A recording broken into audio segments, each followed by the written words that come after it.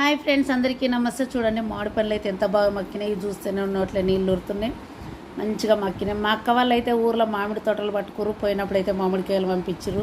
మామిడికాయలు పంపిస్తే మేమైతే తీసుకొచ్చి మక్క పెట్టినాం. మంచిగా మక్కినాయి.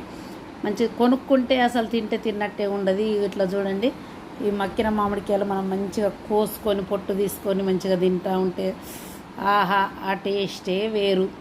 ఎంత బాగున్నాయి. ఇవి చూస్తే మీకైతే ఖచ్చితంగా నోట్లో నీళ్ళు ఊరుతున్నాయని నాకైతే అర్థమైంది.